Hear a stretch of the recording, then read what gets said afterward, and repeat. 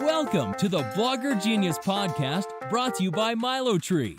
Here's your host, Jillian Leslie. Welcome back to the show. Couple things before we launch into the episode.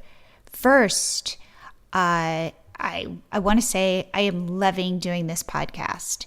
In fact, I am going to be speaking about podcasting at Alt Summit. So if you're going, definitely come find me. I'm going to be talking about how to start a podcast in a weekend. Yes, it is possible. Also, we just launched a new pop-up for Shopify. You install it on your blog and it says Shop Now, and it will lead people directly to your Shopify store. It will be populated automatically with your most recent products. If you've tried it out, please reach out. I'd love to know what you think of it. Also, I'm looking for some Shopify store owners to interview for the podcast. If you are one, and you're interested in coming on and talking about it, what it's like building a store, please reach out to Jillian at MiloTree.com. For today's episode, I have my good friend, Paula Rollo, back on the show. She's also the community manager of MiloTree. If you are a MiloTree affiliate, which by the way, I recommend you join our program because we pay you $20 per conversion. And if you are an affiliate, then you will recognize Paula because every 2 weeks she sends out an email to you guys with tips and stuff. But Paula is back on the show today, and we are talking about trends that we're seeing in 2019. We both get this really interesting perspective, and we thought it would be cool to come on and just go through where we think the opportunities are for bloggers, creative entrepreneurs, shop owners, that kind of thing. I think you're going to like this episode, and I love talking to Paula. So without further ado, here is Paula Rollo. Paula, welcome back to the show. I am so excited to be talking about trends with you. Thank you for having me back. I'm excited to talk about this. Yeah, we actually had a call maybe a week ago, and we were saying how could we again provide value for our listeners? What do we see going on in the landscape? And you said, let's talk about this. Let's have a conversation about this, because I think we both have interesting things that we're seeing, and we want to kind of delve in. Absolutely. Like, so much has changed. I think we've both been around over a decade, I think, in this industry now, which is crazy to think about. Wow. Yep, it is. Over a decade doing anything is crazy to think about for me. But we've been here a long time, and things have changed. It's always been a quick-moving industry, but I think that we're in a new era right now in the landscape of the online marketing industry. So I'm excited to dive into that with you. Yeah. And one thing we were talking about before I pressed record was back in the day, I call it the Wild West, when we first started, and you'd get this idea of, hey, I'm going to start a blog. And you start a blog maybe just to share stuff with your family. And then you realize, wait a minute, I could make money with this. I could put up some ads, or brands are reaching out to me. And it all seemed very, like you could be kind of naive about it and stumble into stuff. Yeah. Would you agree? Oh, absolutely. Almost every blogger's story from when we started, it was an accidental thing that happened. Like, I didn't intend to start a business, but I accidentally lucked into this. And I've not heard of an accidental up-and-coming blogger in quite some time. Absolutely. Nobody's doing this by mistake. No one's falling into this anymore, both because it's known as a way that you can make money now, and also because it takes a lot more effort to get anywhere on the internet now than it did 15 years ago. Definitely. And again, I would say because there are more people and there's more content. Back in the day, it was kind of cute if you had a blog, because not that many people did. Today, you could set up a blog in 4 minutes and see. And again, because there is this idea that you could get rich by doing this, a lot of people have jumped in. And so it's no longer this cute industry. Yes. Like, oh, that's so sweet. You have a blog. Exactly. I should read it. And the other thing that we were just talking about, and you said this, and I think this is really interesting, is we are not bloggers anymore. We might have a blog. We might write in our blog. But we are now content creators. We are influencers. And what you said that I think is brilliant is we are marketers. Yes. And that's a weird thing when you said it. I went, oh my God, that is so true. And it was like, wow. I mean, again, from where we all started, where there was this sense, it feels like when you say that maybe it doesn't sound as pure. However, what it really says is we're entrepreneurs. Yes. And that's what we are. So if marketing feels weird, do think about it, because ultimately that is what we are. But to think of yourself as more than a blogger and that you are building a business intentionally. Yes. Because I think there was a season in blogging where people started pushing back against, like, especially bloggers who write about parenting, started pushing back against the mommy blogger title, against the word blogger in general, just because people would use it as a way to delegitimize what we were doing. And and understandably so, but also at that time we were bloggers. That was what we were doing. That was 90% of our income came from there. But I think we have moved beyond blogging right now, and we're something else. It's almost like our businesses right now, and everybody that I know from that time period, we're in a midlife crisis. And where do we go from here? What are we now is the question that we need to answer in 2019, or we need to jump ship.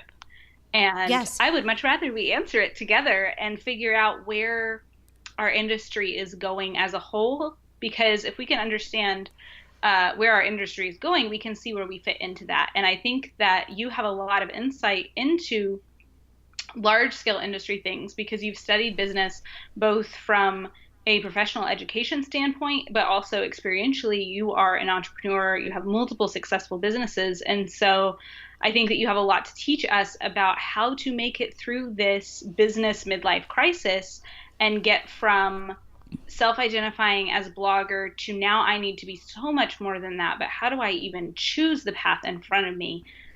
Where we need to be flexible, but what does that mean, and how do I choose and what way to flex in? So as a business owner listening to this podcast, what would you say to someone who's trying to figure out what the next step is? Okay, so I would say it's all about the niches. It used to be that you'd say, you know what, I'm a lifestyle blogger and I talk about parenting and I take photos of my kids and we do crafts and food and travel, and that's what I do. And I would say to you today, good luck, because what is it about you then that makes you special? Yes. And today I would say, well, which of those is most important to you? Which one do you feel really speaks to you? And then go toward that. But not just that. See if there is a way to niche even further. So I was giving this example to you previously. Like, let's say you go, well, I'm a lifestyle blogger. Well, I really like food and I'm a vegetarian. And I go, okay. So I would recommend then you go toward that and you become a vegetarian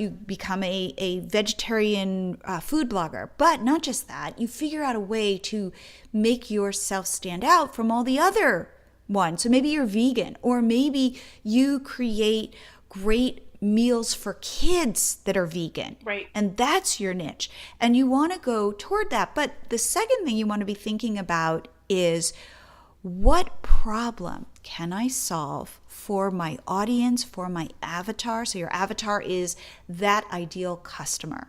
Yes. And you want to go, okay, well, there are probably moms out there that are vegan that want to make meals that their kids will eat. That seems like a problem. I could potentially solve that. And then I'd go, okay, great. Now the next thing you need to do is test it. Mm-hmm. Because let's say you go and start a blog and you get all of the stuff together and you start making content and nobody shows up and nobody has that. Now, I do think people would have that problem. But let's say you're trying to solve a problem and you realize nobody cares about that problem. Right. And you've now invested 6 months, a year of your life building this business and nobody's there. Right. And that's where you want to pick a problem and you want to try and test it down and dirty. You want to throw up a blog and you want to create some images and pin them on Pinterest and see if there's any traction. Not that you're going to necessarily be monetizing from day one, but you are then going to reach out to people who might have this problem. Maybe you can connect with them on Instagram and say, hey, can I pick your brain for a little bit? Can I talk to you about this? Can you tell me what your problems are about vegan recipes for kids, or whatever it is? But you want to get as close to that avatar, that customer, that person who needs that problem solved as you can, because you'll have a ton of assumptions about what their issues are, and some of them will be right and some of them will be wrong. Right. And the closer you can get, we talk about this a lot, which is you want to do things in your business that don't scale because you want to learn. Yes. So instead, there's that saying like, if we build it, they will come. And in the world of blogging in the past, that was the truth, which is you could all of a sudden accidentally create a blog and people show up. I remember interviewing Gabby Blair from Design Mom, and that was her story. She liked design. She was cool living in New York. She put together this blog because she was kind of that person, that tastemaker who would find cool things in New York, and she wanted to share them with her friends. And then all of a sudden, an audience showed up, and she was like, oh my God, who are these people? And the truth is that doesn't happen naturally today. Maybe, it's like lightning in a bottle, but the reality is you've got to hustle now to get that audience. Absolutely. And I have a question there. Like you're saying, avatar, and that's a question, that's a term that we throw around a lot, like having an avatar. And I feel like a lot of the time, because I've done this in the past, I remember I first created my avatar. I was so proud of myself for having one, right? But it was like at one point I think my avatar was moms with kids under the age of 4. And that was the fullness of my avatar. So how do you take, I think a lot of people listening right now probably have an avatar, but it's very likely that it's incomplete. And so how do you take an existing avatar and kind of going to your site and seeing like, these are the types of people who come here, but how do you then zoom it in to make the people who are already there feel more seen by you, and or draw in more people who are going to be your exact person and not just a general all mothers under the age, with kids under the age of 4? Typically, our avatar is similar to ourselves. Yes. And I recommend that because there's an authenticity about that. You know a lot about yourself. Whereas let's say, you want to create a site about men in their 20s who are into bodybuilding. Well, I know you, Paula, and I don't think that is your wheelhouse. Not at all. Like maybe you go, there's an opportunity here. Right. Maybe there's some opportunity. I'm going to go toward it. Yeah. And I would say, no, like, that's not exactly your wheelhouse. And so stick to what you know and start there. Start mining your own life for your avatar. Or let's say, chances are your avatar, if it's not you, it will be somebody that you are close to. Yes. And I would then pick that person's brain and have that person introduce you to other people who are like that person. Because typically we are tribal and we pick people who are similar to us. Right. And you want to find those tribes and you want to talk to those people and you want to flesh out, does my avatar live in a city? Does my avatar live in a suburb? Does my avatar live in the country? How much money does my avatar make? Where does my avatar shop? Does my avatar care about her hair? How old are my avatar's kids? Is she divorced? How's her relationship? Yes. Does she worry about her weight? What are the things that keep you up at night? Because chances are they're keeping somebody else up at night. Yes. And if it's not you, who is it? And you approach them with the thought. It's like a Buddhist thing of, I don't know mind. And what that means is I don't know what their issues are. Because the more assumptions you have, the more you could be wrong. Yeah. And it's really about empathy. I think building businesses today is so much about empathy. It's so much about non-judging. Yes. And it's about problem solving. Yes. And I think that also like asking questions about worldview and even using the vegan example that you had earlier or the vegetarian meals. Is this person vegetarian because they think it's morally wrong to harm animals? Are they vegetarian because of a food allergy? Are they vegetarian because they think it's healthier? But you would frame everything on your site and everything that you write very differently for those three worldviews. And where before we could just answer simply, people come to my site because of vegetarian meals. Now we need to zoom in a little bit farther and say, how do they view the world within that? Yes, yes. And don't be afraid to have a point of view. It's interesting because for MiloTree, for example, most of our users are women. And we struggle with this, which is, do we position ourselves as like a female pop-up? Is there such a thing? Or do we, of course we would want to attract men because it's a bigger market, it's double the size. Right. And yet we keep coming back to, we understand female entrepreneurs. We are not bro. Right. We're not part of that bro culture. We are about support. We are about meeting our customers where they're at. Are they super technical? Not at all. Yeah. They are creative. So how do we then create products that aren't intimidating, that don't give them tons of features, that solve their problem quickly so they can move on? Yes. And do what they do best, which is relate to other people, which is solve problems, which is be empathetic. And so we've consciously made that decision. And then you get scared, like, oh my God, but I've narrowed my market. And what we continue to recognize is, and I say this a lot, the internet is a big place. Yes. So chances are there will be other people that you can help in that niche. And if there are no people, find that out. Yeah. So that you can then figure out where your people are, where the people are that you can speak to and solve their problems. That's so good. So good. So there's this flexibility that we need now that we used to be able to just write what we wanted when we wanted. Yes. Yes. And now we have to flex around our audience, where before, like you said, if you build it, they'll come, right? We could just put up what we wanted. And we can't anymore. But also I think as creators, we've become a little smarter. And for some of us, we see opportunity around every corner. How do you decide where to go? Like in our last podcast, you were talking about these at-bats. But I think the hardest part about at-bats, if you guys haven't listened to that podcast, totally go back and listen to it, where Jillian was talking about the way that her business has grown and progressed. But how do you decide which of those to lean into so that you're not just arbitrarily finding something new, especially for people who are relying on this for their income?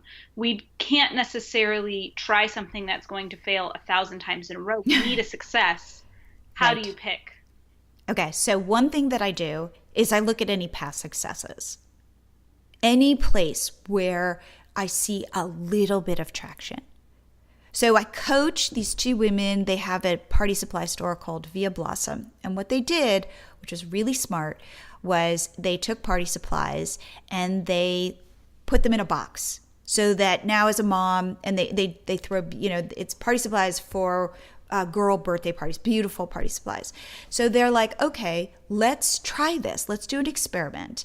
And they took their best-selling products, which were tea party supplies. They put them in a box and they said, we're going to sell this as a set. Now, is this a brand new idea that's never been done? Absolutely not. But they hadn't done it. And all of a sudden, they put them up on their Shopify store. I don't even think they had done the inventory for it. I think it was really just a test of like, let's just put this up and see if people buy it. Okay. And within the first day, they got 2 sales. And I said, wow. That's a good first day. It's a good first day. Like, you didn't do anything for this. Like, you weren't buying ads for it, and you just threw it together as a test, and it worked. And then they're like, hey, you know what? We can make other party in a boxes. And then they started creating. What they learned from this was if they put together products in ways that moms would want to purchase them, they could sell them. Rather than just, hey, it's the same stuff you can buy all over the internet, but our value add is we're going to help you. We're going to help make it easier for you. We're going to tell you what you need. Go, here is the one place to buy it. Boom, you've got a party for 8, or you've got a party for 10, or whatever it is. And it was an experiment, and it worked. And that then says, okay, let's move. What is it called? There's a term for it. It's like the possible adjacent. You take what's working and you move a tiny bit to the left or a tiny bit to the right and see if you can build off of your success. So that is one way I would be looking for opportunities. And the other way I would do it is lowest hanging fruit. So let's say you've got a pie in the sky idea, but it's going to cost you $1,000 and take 8 weeks. I would say don't do that. But let's say there's a pie in the sky idea. It'll take you 1 day and it's not going to cost you anything. I would say go try it. Even if it's crazy, go do it. And so those are the 2 things that I'm always looking for, the possible adjacent to what is already working and to do those crazy experiments as long as you're not going to invest a ton of money and or a ton of time. That's so good. I love the possible adjacent. I think it may just be because my brain is so scattered and I like trying new and completely different because it interests me both. But keeps you excited. What if this works? Exactly, that kind of thing. Exactly. Yep. And that's perhaps for a lot of people who are still in this industry, like we're very entrepreneurial. We like trying new things. We like building new things. But in the middle of a business midlife crisis, which is what I'm calling 2018, 2019, that may not be the best move. It may be the best move to try the low-hanging fruit, to try the most adjacent thing to your last success, even though it's boring. Because you know that's where your people are. You know that you already have people interested in that sale. It's an easier sale than trying to create a whole new audience. Even if you know how to create a whole new audience, that's going to eat up your time that you don't need to waste in this year. Absolutely. And that's one thing that I would say I think is a trend for 2019, is the idea of the upsell. Yes. Rather than I'm going to go into a totally new market. No. If I already have a customer and I can sell them one more thing, yes, that is the biggest win. Because it costs a lot of money, even if it's just in time, to get a new customer. That customer I already have right there, putting their credit card number in, that is the customer I want to say, you know what, I solved this problem for you. I can solve this problem for you. Absolutely. And that's where you want to be scaling. Other ways, there are, like we talk about, like don't worry about scaling in these areas, but in areas where you've already made a sale, that's the easiest scale in the world, and that's the one that you should be working on. Yes. And again, that's kind of this idea of adjacent products. Yes. I know my avatar. I know what she's dealing with or he's dealing with. And I know if I can solve this problem and they trust me, then I know I can solve another problem. Yes. And that's how you want to be thinking. So one thing that we've talked about offline is this idea of traffic.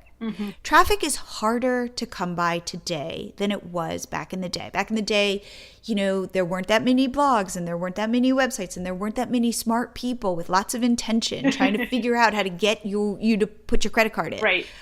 Or to get your attention to read your whole blog, like your blog post. Like that doesn't exist anymore. And so so it's not like I'm going to create a blog and I'm going to slap some ads up and I'm going to make $1 million. Like, no way. So remember, back in the day with Facebook, I would post something and everybody would read it and it was so great. And I got all this traffic. And then Facebook started to squeeze the spigot, or I don't know turn down your natural reach. Right. And now, forget getting any reach really on Facebook. And you can get reach with SEO and with Pinterest today. Mm-hmm. But even that, of course, because everybody is knowing this and discovering this, those platforms are you're fighting with all the sites and blogs in the world for SEO, to get on that first page. And now you're fighting with, you keep seeing how many new users are coming onto Pinterest, and it's great for Pinterest, but it's not good for me. Right. And because the smart feed's thrown us off. The smart feed, exactly. And there are ways to be smart about the smart feed, for example. But that's a lot of work. Yeah. And so just getting traffic and thinking traffic is going to be the answer isn't realistic anymore. So one thing you and I have talked about, where I think there's tremendous opportunity, is in affiliate marketing. Yes. And I think that is really, because again, if I'm solving somebody's problem, maybe I'm the one who's created the course and stuff, but that's a lot of work for me to create the course. But maybe somebody else has created the course that I think would be a great solution, and I believe in this course, and maybe I can sell that and make some affiliate income. Right. And that's like you were saying with the, is it going to take you less than a day? Yes. You can even test out an adjacent course to the one that you want to make. Yes. And see, are my followers interested in something similar to this? I have a different vision for a different type of course, but this is at least about vegan food. And so I'm going to take a day and I'm going to make a funnel that sells this course. And I'm as an affiliate, and I'm going to see what happens. And if it goes well, and if I make a lot of affiliate sales, I can either lean in because this person had the best idea and I'm just going to be an affiliate forever. Or I can say, my product is adjacent to this, and I'm going to go ahead and create my product and sell it as well. And I'm going to solve it in a slightly different way. Absolutely. So there's value. Absolutely. And that's what I would say, which is if you have a new way of doing something, or your way is clearer or easier, or any of those things, I would say go build it. Yes. But recognize the amount of time and energy that will take. And if there is somebody else who is solving it, exactly what you said, lean into it. There was one woman that I interviewed who creates meal plans. I think it was meal plans, or she creates recipes or something like that. Mm-hmm. And she will sell her competitors' meal plans that are slightly different. Yeah. Again, the difference between, say, a vegan versus like somebody doing, keto or whatever. Right. But she recognizes that her audience might have different needs. So she's going to offer the solution. And she's totally fine selling somebody else's product. Yes. And I loved that. And I thought that was like the first time I really listened to that. Mm-hmm. And I loved that it wasn't, oh no, that feels competitive. That feels somehow that person's doing it better than me. Or I need to then create my own keto course or whatever. Right. It's like, no, I can take advantage of that. Yes. Because there's also not I think sometimes we get this idea in our mind like, oh, I would make so much more money if I were the owner of the product. But you also have the overhead of, I would have to pay the affiliates. I would have to have someone edit my videos or edit my photos. I would have to pay to host the course or the product somewhere. I would have to create a Shopify store. All of these costs come in that for some people it's absolutely worth it. But for others, creating really smart sales funnels into other people's products, or even like share a sale products or other affiliate networks like that, can actually make you as much, if not more money, because you don't have the overhead. Exactly. And you don't have to keep it up with it. I was just going to say, exactly. Like that is the one piece that I think we all need to really internalize. So I spent a tremendous amount of time writing this Instagram guide that I really love, and I'll link to it in the show notes. And I feel nervous because whenever Instagram comes out with something new, which happens all the time, right, I have to go back and update it. Yep. And it's like, I kind of wish somebody else would do that, that there was somebody else who felt that nervousness, that kind of, oh no, what's Instagram going to do now? Exactly. And how do I keep my content current? Yes, it's so hard. So recognize that in a world that's changing so quickly, all of a sudden somebody says, I know how to do Pinterest, right? Well, maybe for now you do. But who knows how Pinterest is going to change? Like how long, I reached out to you and said, do you know of a good course about growing traffic? And you're like, well, some of these, courses are outdated, or we created stuff, but I'm not sure it's as current right now. Right. And I definitely think people need to be mindful of what it takes to build a course. Yes. And not that I'm saying don't do it. But be prepared for that commitment. Be prepared. And again, that's why if there are products that you can and get behind, yes, I say go be an affiliate marketer. And one thing that you have that you do, I think, want to cultivate, especially in 2019, is your credibility. Right. That people can believe you, that you're not just hawking this product because the affiliate commission is high. Yes. That you can stand by your word. Absolutely. So that, it's like your friends, it's the parents at your kid's school. If they recommend something, they've got no vested interest. And if somebody recommends something, like chances are I'll check it out. Right. So you want to be that kind of girlfriend or boyfriend, whatever friend who can say, oh, check this out. Yes. It's like I wear these shoes called Allbirds. They're a big deal in Silicon Valley. And I just remember, I thought to myself, gosh, they don't recognize how powerful they are, because somebody would come up to me, one who also was wearing Allbirds, and we'd have to have this moment of bonding over our shoes. And I thought, oh my God, like the shoes I think are so comfortable, and that's typical, and they're kind of ugly, but they're cool in the ugliness. And so it was almost like you were in this club of people like, don't you love your Allbirds? I love my Allbirds. Do you wear them with socks? I do wear them with socks, but sometimes I don't, that. Yeah. But also other people would come up to me and be like, what do you think of your Allbirds? And I'd be like, I love my Allbirds. And I thought to myself, oh my God, I see the power of this brand. Yes. Because they're delivering. Yes. And you want to be that person where if somebody said, you should check this out, other people will trust you and believe you. Yes. And do it. Because they fully fill the need. I think a lot of what was happening on the internet a few years ago was you could partially fill a need and stand out because you were the first person to say something, or you paid for a Facebook ad and no one else did, or your website was shinier than another website, and you could just kind of halfway fill each person's need, and that was adequate. And that's no longer adequate. There's so much information being put out on the internet right now. Yep. There's so many products. You can get a product for anything. I remember we were talking about, my husband and I were talking about random, and this is going to sound so weird because we were talking about this random church father from like 4,000 years ago. And I said something about liking something he said, and I was like, oh, I should get that on a t-shirt. And I laughed it off, and my husband was like, I bet there's t-shirts with him on it. And he Googled it, and there was a t-shirt for sale with this church father that I didn't even know existed 3 months ago. And that's just ridiculous. There's not a market for that, but it still exists. And so how much more so do we need to be careful and intentional and really make sure we're solving an entire problem in its fullness for things that there are a big market for? Yes. It's like I would say, be mindful of when you put your kids on your social media or on your blog. Most people, like your parents, care about your kids. Yes. But to be honest with you, unless you are a parenting blog solving a specific need and your kids are a way to demonstrate that, don't share your kids. Yeah.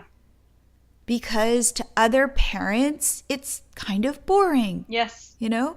And it's a little painful as the parent to be like, nobody cares about my kids. But the truth is they don't. They care about their own kids. I care about your kid only in how it helps me relate to my kid.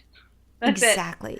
So if your kid is special needs, you know, and I have a special needs kid and I'm a blogger about special needs kids and I want to show you how messy my house is because of whatever issue I'm having with my kid, then I will definitely want to show that because you could look at that and go, oh my God, my house looks the same. Yes.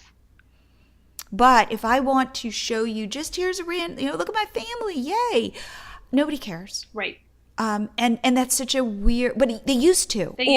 We used to think they did. We used to be obsessed with each other because it was like reality TV girlfriends. just came out. Yes. And it was like an inside track to reality internet. But then we became liars. Yes. And it became not true. And so now, even when you're telling the truth, people don't believe that you're telling the truth about your life. Or they're hyper aware that this is today's truth, but tomorrow's truth may look different. And so they're not interested anymore. And it's gone back to, I want you to speak to my reality, and I no longer care about your reality. Yes. I want you to fix my reality. Yes. And you're only as good as how helpful you are to be. Yes. As Paula and I are talking about the need to solve problems, I wanted to explain that was how David and I thought about building MiloTree. We had a problem, which is we needed social media followers, so we built MiloTree for ourselves. And then when it worked so well, we bet we could solve other bloggers and entrepreneurs' problems by rolling this out to them.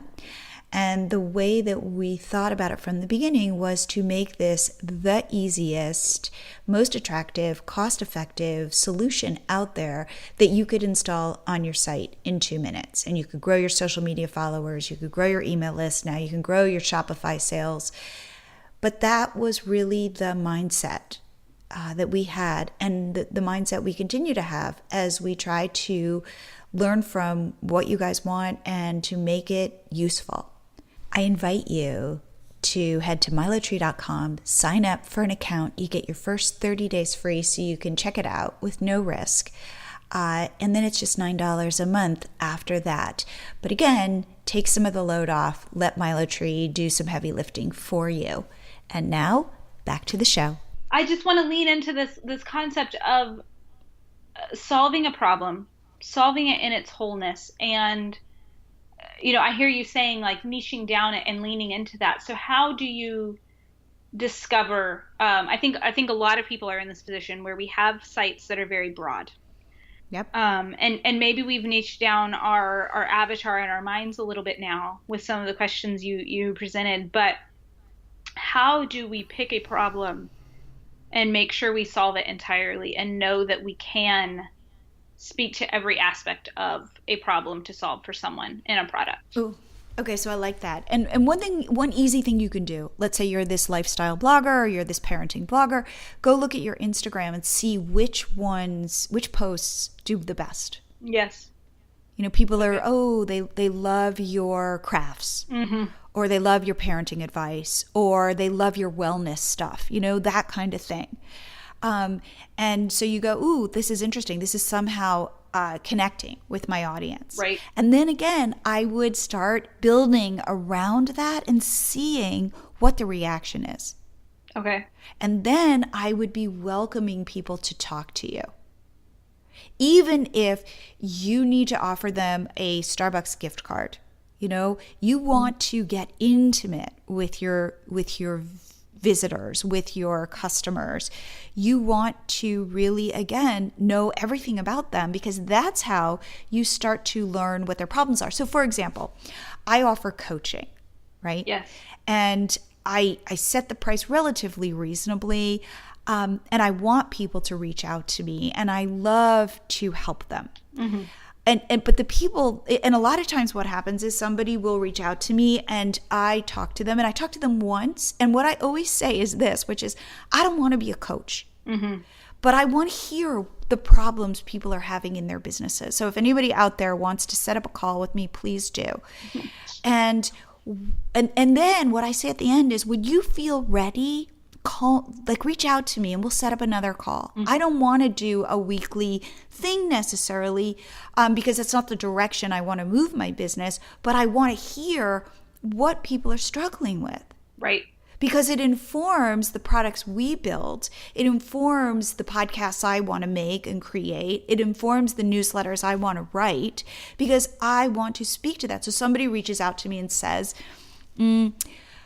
I'm in a Facebook group and it's somebody who creates similar content to me, and I'm finding that she's bad-mouthing me and that she's kind of sabotaging me, and how do I deal with that? Yeah. And I was like, wow, I hadn't really thought through what do I think about that?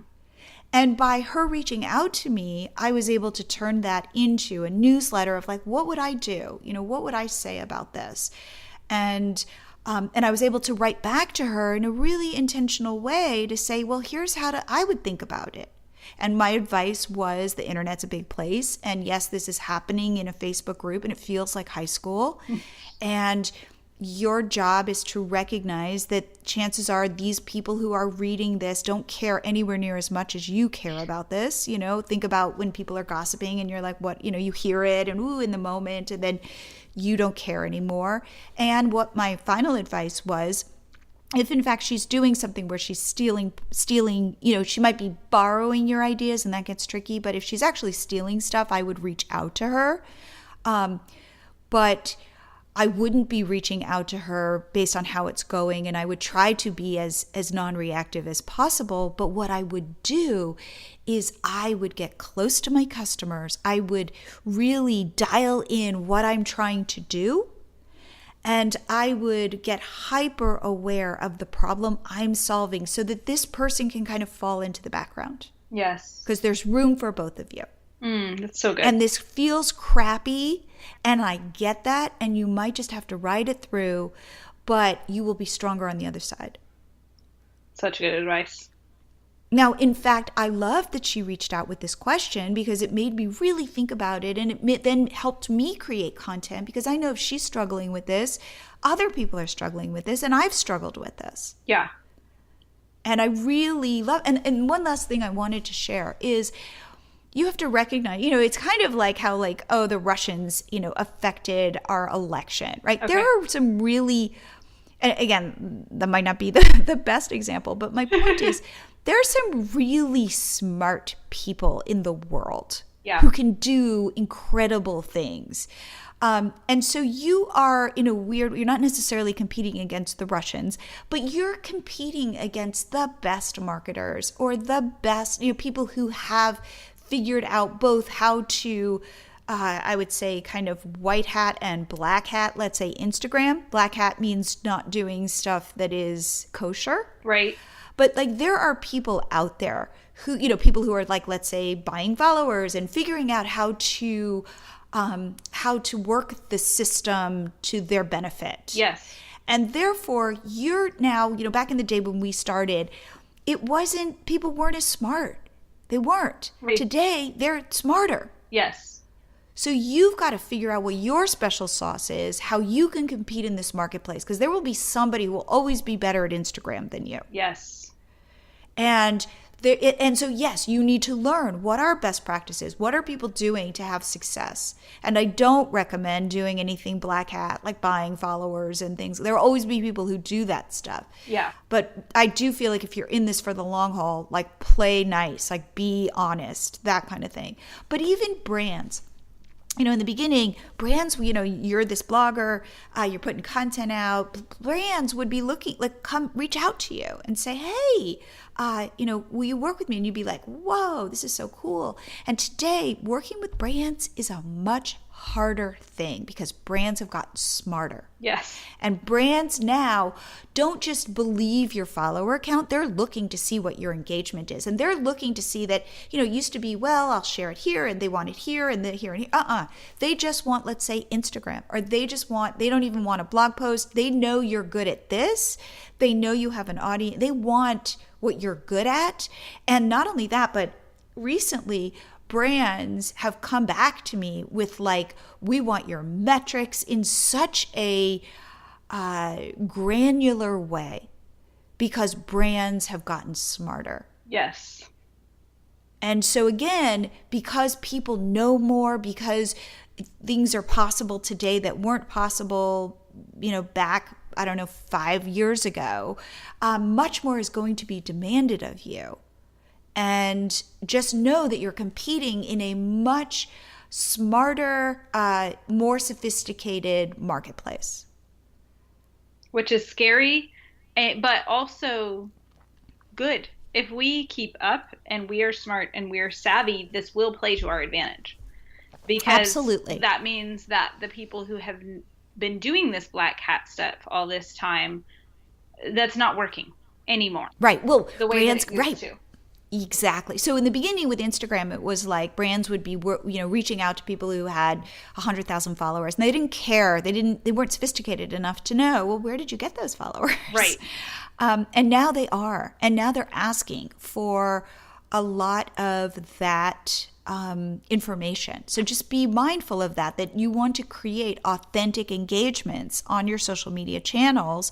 And it might be slower growing than you might like, but if you just stick in there and continue to do the good work, you'll be rewarded. Yes. But it's with a lot of intention. Yes. And it is a long game right now because we are in an in-between where some brands are savvy in the way that you've just described, but then you do have other brands who are saying they're asking for ridiculous things. They're asking for all of these followers, but not realizing that they're going to get inauthentic shares and things along those lines. And so we do have to write out this middle ground where some brands are smart and some brands have not caught on yet, and be cautious as influencers not to cheat the system Right. because the system is going towards this smarter, savvier internet marketing direction than it was a few years ago. Right. Like, for example, CPMs, like cost per thousands for advertising, continue to drop because initially, David and I, my partner and I, my husband, we used to talk about it as the dumb money, which is the dumb money would be the big brands that would throw a lot of money at ads on blogs. Right. And then what happened was programmatic advertising, where all of a sudden you could either spend this premium amount of money to be placed on a blog, or you could buy that ad space with programmatic ads. Right. And you're going to get the same space, but you're going to pay 1/10 of the price. Yep. And all of a sudden, brands got smarter and said, why are we having these huge ad budgets when we can do it all programmatically and get on good sites? It didn't make sense. And that's what I would say, which is over time, the dumb money leaves. Yes. Because the dumb money gets smart and becomes smart money. Yeah. And we're in this inflection point where there is less and less, there's still dumb money. Right. But there's less and less of it. Yes. Don't be fooled, because it's frustrating when you see in one day 3 or 4 opportunities for the dumb money and you don't measure up. And it's very tempting to go just buy, if I just bought 1,000 more followers, I could be to that metric, or, something like that. We really want to cut corners when we get nervous, but don't do it. Right. Because those things are dwindling, and they're dwindling quickly. Right. All across the industry. They're absolutely. Absolutely. Again, so if I were to think about this in a high level way, my recommendation, and then I'd love to hear what your recommendations are for 2019, are being intentional, thinking about your business in terms of solving a problem for your avatar, Yes. knowing who your avatar is, and continuing to experiment around what's already working to find new opportunities. Yes. And what would you say? I think that's spot on. I think that things are harder, but things are better. Right. They're harder because of that intentionality piece, like you said. We used to be able to fly by the seat of our pants a little bit more. We Yes. used to be able to just slap up a blog post about a current event and get 100,000 views in a day and make a couple $1,000s and it was great. Yep. That's not happening now. Occasionally it is, but you can't build your blog strategy around it. I have that one viral post, and so now all the sponsors are going to come to me. Yes. Because they're asking good questions like, how many comments did you get on your last sponsored post? Not how many page views did you get this month? Or how many page views did you get on your last sponsored post? Not how many page views did you get this month? Both questions are usually asked, but they're getting smarter about what they're looking at. And so this intentionality about the brands that we partner with, about the opportunities that we take, about where we're leaning in, I think you're completely right. We can't just do anything anymore. And expect also it to be a business model. And there were these ways where you could game the system. Like, I can figure out how to create a viral post on Facebook. Yes. And if I do X, Y, and Z, the chances, and I get my friends to share it, and I do all of these crazy gymnastics, I can up my chances that this is going to go viral, and it's going to drive a ton of traffic to my site, and my ad income is going to go up, and all of that stuff. And I just don't think those opportunities to game the system are as available to us. And even the ones that are available are not worth the time. Right. Because they aren't ripple affecting the way that they used to. Right. And I think as we're getting ready to kind of like close down this one, I do want to ask you about this. You mentioned the secret sauce and finding your secret sauce, because I almost feel like your secret sauce is identifying other people's. And so as an entrepreneur looking at the industry in the next year, it feels a little bit uncertain, and it feels like I don't know where to lean in. Like, I can understand you saying be intentional, but at the same time, I could write a course on anything. I could narrow my audience in 3 different ways that I have in my mind. I'm knowledgeable about a lot of things. And so how do I decide which one to go in? I'm passionate about all these things. I'm interested in all of these things, and I could write a great product in all of these things, be it a book, be it a course, be it whatever. How do I decide what's going to be my secret sauce that I can lean into and stay in that niche forever instead of just making a good product? Okay, I like that. I would recommend looking at other influencers in those areas. And I would do this for 2 reasons. One, I would see if you like them. I would see how you respond to the communities that they've built, and if you feel like these are your people. That's good. And then the second thing I would do is see if you can find an opportunity in one of those. Let's say, okay, you've got 3 areas, and one of them you go, no, I don't like them. I don't like the people in the Facebook group that kind of is in this niche. But these other 2 I really like. Then I would say, okay, I would look at what people are talking about, and I would look at whether you have a different perspective that you could bring to the table. Now, there might be people who have your exact same perspective, but maybe there's a way, and again, there's room for more than one perspective, for 2 people to have the same perspective, because you'll do it in different ways. Right. But I would say, like, is there room for me to bring in my secret sauce, to bring in my life experience, my awarenesses, my advice?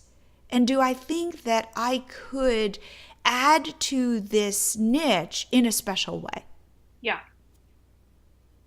And again, then I would test it, because I would not, in today's world, I would not be building out, a website, and like, let's say you decide, you're new, or you want to like rebrand or whatever. I wouldn't be investing the amount of time that we used to invest 5 to 7 years ago. Like, well, I'm just going to build a whole new site and hire a designer and do all of this stuff. Hire somebody, like I think I mentioned this for Catch My Party, paid like $1,000 for somebody to design our Catch My Party logo. Yeah. And then what we did was, okay, and again, we like it. Like, I hope you guys like it because it was very expensive. Would we do that today? Absolutely not. Right. So what we did was we made our second business, MiloTree. And what I did was I hired somebody on Fiverr. And I said, okay, here are the colors that we're going to use for MiloTree. Look at Catch My Party. Look at what this guy, he had a special name, the guy who designed, it's like a typographer. It's not that, but it's somebody who designs logos. Like, that's what they do. And I said, okay, see what we did with Catch My Party. Can you design me a logo that looks like this in the same kind of typography that says MiloTree? And I think I probably paid him $30. Yeah.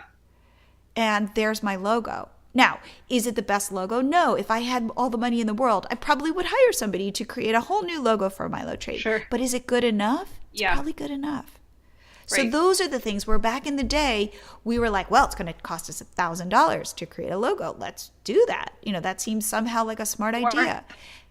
And today, I would never do that. Never. Right. So Right. that's where you get to be scrappier, and that's where you're going to put up a landing page, let's say, and see if you can collect any email addresses. You know, maybe you run some ads on Pinterest or Facebook and see if people are interested. Right. But that's the difference. Is in the beginning we built and built and built and kind of assumed that we would build it and they would come. And in today's world, I would say you want to be more nimble and you want to hire somebody on Fiverr or Upwork or whatever to do the down and dirty version of it Yeah. to see where you get traction. Right. Because the internet is in flux and we can change it as we go and we can improve it as we go as long as we're not breaking trust.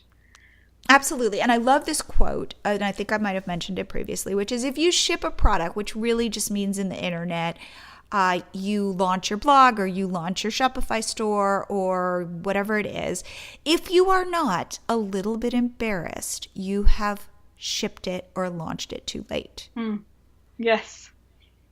You know, and again, in this podcast, back in the beginning, my first episode, I had to edit it and I went in and I tried to take out every and every and every whatever. And then I said, this will kill me. And so I put them up pretty much how they record. And sometimes I'm embarrassed. Yeah. You know, but I'm willing to put it out there because I feel like the content needs to be out there. And so, yeah, like being an entrepreneur is a lot about being embarrassed, you know, which is kind of a funny thing to think about. But get used to being it's a little cringy. Yeah. Yeah. So that I would say, you know, that we're all cringing at our own stuff, and we are all judging ourselves much more harshly than anybody else is. So I try to remember that, and kind of go press publish, you know? Yes. And then try not to look back at it. That's so good, though. That's so good. Because that is how you can find your secret sauce. So do you think Just getting out there. do you think that is a viable answer to your question? Yes, I think so, because it's multifaceted. And I think that simpler answers, we used to just have one answer to questions. Oh, how do you want to get page views? Social media. How do you want to do this? There's one answer. But now we have to look at our businesses in more than one way. And in one, it combines the, are you passionate about it? That needs to be there, but that's not enough anymore. And it combines the, is there a good community there? That needs to be there, but it's not enough anymore. And then, is there room there? That needs to be there. All three of those things have to be in place for that to be a new place for you to lean in, because if one of those three things is missing, it's not a viable long-term strategy. Right. And also know that you can always change it. Absolutely. Absolutely. Like, that's one of the great things about what we do, is that it is this ever-changing world, and that can be scary, but it also can be very freeing, because at the end of the day, I could hire somebody else on Fiverr to make me a new logo for a new business, you know, and so Right. because there is this flexibility, I'm not locked in. Yes. And I can always be looking for the opportunities. And then one last thing I wanted to talk about is this idea of there are these conventional wisdoms of how things work, how to do Facebook or how to do Pinterest or how to do Instagram. And my one piece of advice is definitely listen to what people are saying, but don't take those as the rule, the law. Yeah. That's the way to do it. Right. Because it might be for them, but it doesn't necessarily mean it is for you. And I always say experiment for yourself to make sure this works for you. Yes. Yes. Because we don't understand the background legwork that someone's doing to make that work for them. Yes. Yes. And you know your background legwork. And so that using that knowledge that you have of your own business is how you figure out what advice to take and implement from other people, and which advice is not necessarily complete because you don't have the full picture of that person's business. Absolutely. Absolutely. So again, try stuff, see what works for you. And when you hear people giving advice, this is the way to do this. Always have a part in your brain that goes, maybe. And if it doesn't work for you, it doesn't mean you're a failure. Yeah. It just means you have a different business. Right. Exactly. Cool. All right. Well, good. Well, I love this. And Paula and I have talked about how we are going to do this. We're going to pop in and talk about topics. We're going to go deeper into a lot of these different topics throughout the year. But we wanted to start off the year with really talking about how we see the landscape. Yes. And so this is so fun, and I love talking to you. I love talking to you too. I always get new ideas of what I want to try and a clearer vision of the direction that I need to be going in for my business when I talk to you. So I love this. I love that. And if anybody wants to schedule time with me, I would love to talk to you. So reach out to me at Jillian@MiloTree.com and we can set up some time. And I do charge for it. But maybe, we could brainstorm some ideas for your business. So awesome. Well, thank you so much, Paula, for being on the show. Thank you for having me. If you're enjoying the show, please share it. Tell your friends, tell your UPS guy, tell anybody. Just please share it. I would so greatly appreciate it. And I will see you again here next week.